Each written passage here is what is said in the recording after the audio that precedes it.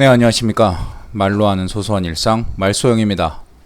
오늘 자기 전에 잠시 미국 시장이 조금 핫한 모습을 보여주고 있어서 영상을 켜게 됐습니다. 일단 기본적으로 오늘 엔비디아 4조 클럽, 사상 최초라고 하고요. 4조 클럽에 달성을 했다. 시총으로요. 지금 160불이 넘어가는 상황이고요. 아까 올라갔을 때까지만 해도 164불, 165불 가까이 올라갔었네요.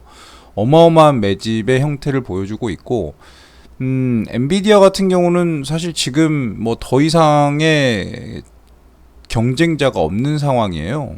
보시면 조금 과열됐다는 느낌은 보입니다. 과열됐다는 느낌은 보이고요. 올해의 EPS 44%, 내년, 그러니까 넥스트 5년의 EPS가 거의 30% 가까이 되기 때문에 어마어마하고, 과거 3년 5년간의 EPS가 100%에 육박하는 어마어마한 회사입니다. 그리고 성장 마진이 70%나 되고요. ROE 보시면 진짜 타의 추종을 불허하는 그런 회사라고 보입니다. 하지만 조금 과열된 모습 보여요. 조금 과열된 모습입니다. Price to Sales, 그다음에 Price to Book, 그다음에 아마 이게 Price to Earning to Growth니까 이게 약간 이제 포워드 PER이 한 정상적인 상황이고, 지금의 퍼는 좀 비싸다, 이 정도 느껴지는 상황이에요. 물론 조금 이따 말씀드릴 팔란티어 같은 경우 보시면 여기 다 엄청나게 또 빨강색이기 때문에 그런 부분은 조금 다르긴 하겠지만, 현재 엔비디아는 과열이냐 과열이 아니냐라고 물어봤을 때는 저는 과열임에도 불구하고 살 수 있는 사람이라면 사야 된다. 살 수 있는 타이밍이 쉽게 오지 않을 것이다. 정말 트럼프 대통령이 이때 90불 언더로 내려갔을 때는 지금 거의 90불 이때 샀어도 올해 4월입니다. 무려 2달 전이에요. 2달 전. 2달 전에 샀어도 거의 100%에 육박하는 수익률을 볼 수 있다.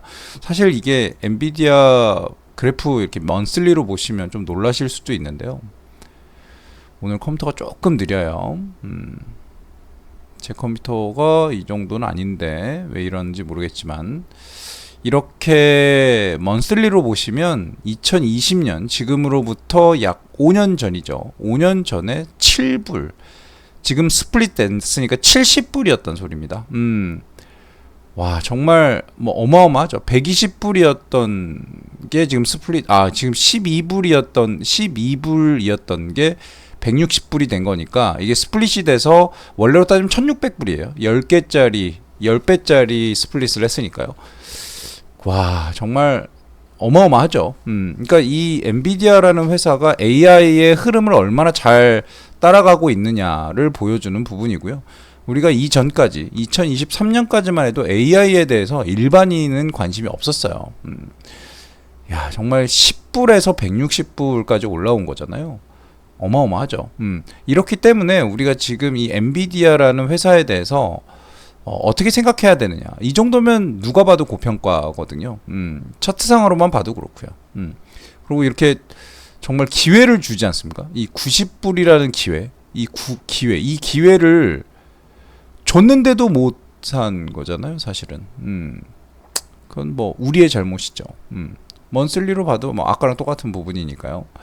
지금 현재 엔비디아는 정말 엄청난 상승을 기록하고 있다. 요걸로 마무리 짓겠습니다. 구글 같은 경우 오늘 반등했어요. 엄청나게 큰 반등입니다. 그냥 3% 정도 반등하면서 아까는 조금 더 올랐다가 밀리는 모습인데요. 이렇게 고점, 전 저점이죠. 전 고점을 여러 번 터치하면서 이렇게 뚫고 올라가려고 하는 부분은 상당히 강한 상승세라고 봐도 무방하다라고 보이고요. 이렇게 저점을 계속 들면서 올라오고 있다라는 거는 이 회사가 지금 현재 가격이 싸다라고 얘기할 수 있는, 충분히 기술적인 영역으로서도 얘기할 수 있는 부분입니다. 이렇게 저점을 이렇게 규칙적으로 든다라는 거는 상당히 긍정적인 신호로 받아들이는 게 맞아요. 물론 이렇게 음봉을 내리고 나서 올라가는 것들 있잖아요. 이렇게 큰 음봉을 내리고 나서 올라가는 거 그렇게 좋아 보이진 않아요. 사실 오히려 이런 큰 음봉보단 큰 양봉으로 딛고 올라서는 모습이 더 좋은데, 이런 거는 솔직히 이때 못 들어갑니다. 이때 못 들어가고 이때도 못 들어가요. 정말 그냥 나는 계속해서 모을 거야 라고 생각하시는 분이 아니면 이렇게 큰 음봉 뜨면은 사실 들어가기 되게 힘듭니다. 근데 구글이 좀 그런 편에 속해요. 구글이라는 특성이 이렇게 주가가 이렇게 올라갈 때도 좀 애매하게 올라가고요, 떨어질 때 이렇게 애매하게 떨어집니다. 이렇게 빵빵빵 이렇게 음봉을 막 치고요, 빵빵빵 이렇게 음봉을 세게 치고요, 여기도 빵빵빵 친 거예요. 그렇기 때문에 구글이라는 회사에 대해서 지금 당연히 못 올라갔기 때문에 고평가되어 있는, 우리가 보는 지표들, 이 지표들이 고평가된 게 하나도 없어요. 그리고 물론 뭐 내년에 EPS라든가 5년 후에 EPS라든가 이게 상당히 낮죠. 그러니까 고평가되면 빨강색으로 표시가 되는데 고평가에 대한 부분은 없고, 잘 가고 있다라고 보면 ROA 이런 거 좋아요. 탄탄하다라는 얘기겠죠. 그로스 마진도 좋고, 오퍼레이션 마진도 좋고, 그다음에 프로핏 마진도 좋아요. 뭐 다 좋아요. 다 나쁘지 않습니다. 나쁘지 않은데 주가가 예전보다 그렇게 오르진 못했다. 그러니까 구글이 지금 크게 성장할 수 있는 회사는 맞지만, 그러니까 성장을 엄청나게 할 수 있는 상황의 회사는 아니지만 현저히 가격은 낮다라고 보이는 거죠. 다른 회사에 비해서. 다른 회사는 전고점 뚫은 지 되게 오래예요. 그런 부분이기 때문에 저는 한 160불 정도 선에서 좀 샀으면 했었는데 조금밖에 못 사서 너무 아쉽습니다. 뭐 아무튼 구글은 지금 오늘 잘 올라가고 있다라고 보이고요. 자, 문제의 테슬라죠. 문제의 테슬라 오늘도 빠지고 있습니다. 오늘도 빠지고 있고 지금 290불 정도 되는 것 같아요. 일단은 전 저점이죠. 전 저점을 테스트하러 오는 상황입니다. 테슬라는 일단 기본적으로 여기서 좀 수급이 깨졌을 수 있어요. 지금 저는 수급 같은 경우, 추세 같은 경우는 주봉으로 보는데요. 주봉의 51선을 되게 중요하게 봅니다. 요 주황색이죠. 요 주황색이기 때문에 이렇게 돼 있잖아요. 이 추세선인데, 물론 추세선을 위아래로 왔다 갔다 할 수 있습니다. 충분히 위로 올라갔기 때문에 떨어져서 요 정도까지 와도 이 선이 구부러지진 않아요. 약간 플랫하게 갈 수는 있지만 구부러지진 않을 거고, 만약에 내려와서 한 250불 정도를 찍는다면 이때부터 매집에 들어가야 되는 입장이죠. 물론 이 51선이 다시 커브를 이렇게 돌린다라고 하면 뭐 어디쯤 있을까요? 이렇게다가 여기 이렇게 돌렸네요. 이렇게 돌렸잖아요. 이렇게 돌리려면, 얘를 이렇게 내리려면 이 정도의 하락이 필요해요. 아니다. 이 정도의 하락이 필요합니다. 이 정도의 하락. 한 260불에서 140불 정도까지 떨어지는, 거의 반토막 가까이 나는 이 정도의 하락이 있어야 이 커브를 플랫해서 이렇게 밑으로 돌릴 수가 있어요. 그리고 얘를 다시 여기서 이렇게 돌렸잖아요. 이쯤에서 돌렸잖아요. 이렇게 돌리려면 여기서부터 요 정도까지 올라와주는 커브가 필요한 거죠. 즉 더블이 올라와야 140불에서 270불 정도는 올라와야 이 커브를 돌릴 수가 있습니다. 즉 지금 360불에서 이 커브를 만약에 돌리려면 180불까지는 떨어져 줘야 된다는 거잖아요. 그죠? 반 정도는 떨어져 줘야 되니까. 그럼 얘가 꺾일 거예요. 이 플랫하다가 꺾일 거면 이렇게 내려오면서 플랫해질 거고, 더 내려와야 180불까지 내려와야, 한 요 정도까지 내려와야 얘 커브가 돌아갈 거거든요. 근데 지금 그럴 일은 그렇게 많지는 않아 보이고요. 테슬라라는 회사가 정말 눈으로 믿을 수 없는 것들을 많이 증명을 해냈습니다. 차가 생산돼서 소비자의 집까지 무인으로 이렇게 배달이 가능한 부분, 그리고 지금 무인 택시가 실제 미국에서는 다니고 있습니다. 그런 여러 가지 부분들을 우리가 실제 눈으로 보고 있기 때문에 이 기술력만큼은 어느 회사도 따라갈 수 없는 상황이다, 이렇게 보셔도 될 것 같고요.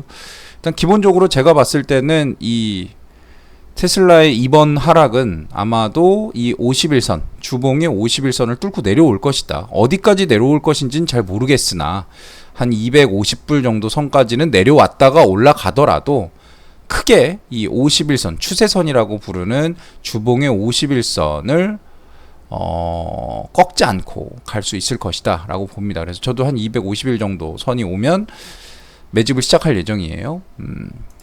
오늘 그리고 유독 강해 보이는 비트코인입니다. 와, 오늘 상당히 수급이 왔다 갔다 해요. 예, 지금 되게 왔다 갔다 하는 상황인데 일단 기본적으로 11만 불을 찍었나요 오늘? 11만 불 거의 찍었습니다. 지금 10만 9천 불까지 갔어요. 보통 이 코인 하시는 분들은 109K이라고 얘기하죠. 109K. 109K까지 갔고요. 이 정도면 뚫을 수 있을 것 같은 느낌도 듭니다. 왜 이 얘기를 하냐면 제가 요걸 한번 보여드려 볼게요.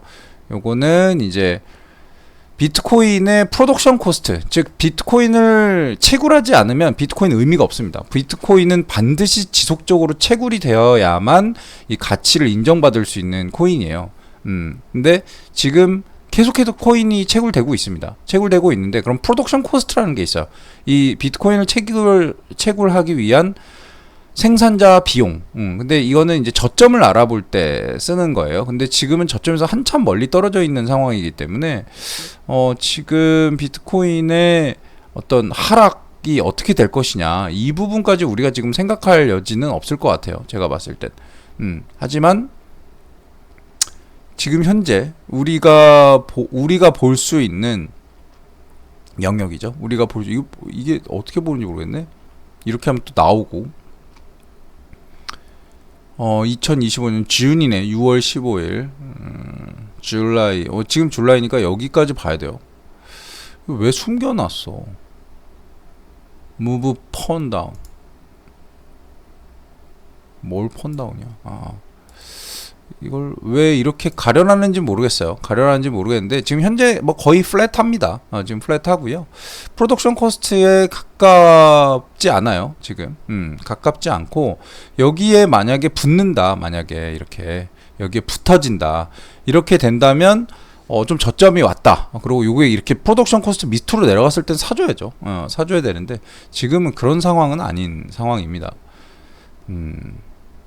만약에 선물하시는 분들 같은 경우는 요 정도 선이면 5배짜리 정도, 크로스 5 정도는 하셔도 나쁘지 않다.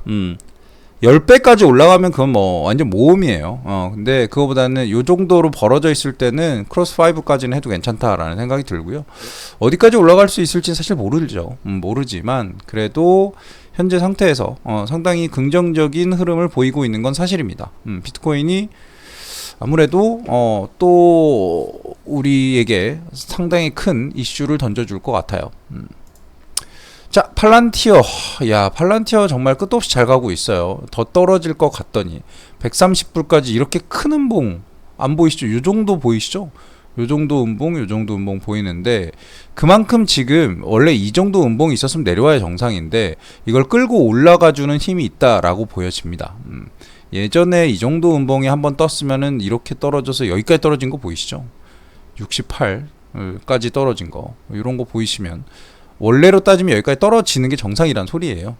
근데 이렇게까지 큰 음봉이 내려왔는데도 불구하고 심지어 거래량도 터졌었죠. 이때도 거래량 터졌었습니다.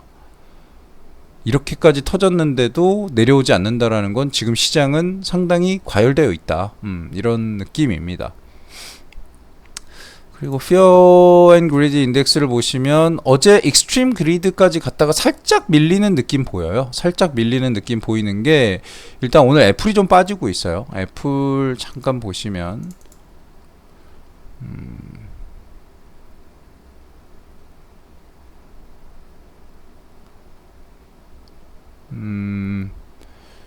좋지 않아요. 전고점 명확하게 이거 누가 그려놨는데 전고점을 명확하게 딱 찍고 내려오고 있죠. 요거는 좋지 않다. 그러면 위클리로 아까 추세를 한번 봐볼까요? 야, 오늘 이렇게 컴퓨터가 느린 적이 있었나 싶은데 뭔가 업데이트가 되고 있는 느낌이에요. 당황스럽네요. 저도 이랬던 적이 거의 없는데. 끄고 다시 열어볼게요. 위클리 다시 나오네요. 지금 보이시는 애플의 추세, 와, 애플의 추세는 꺾였습니다. 이때 언제죠?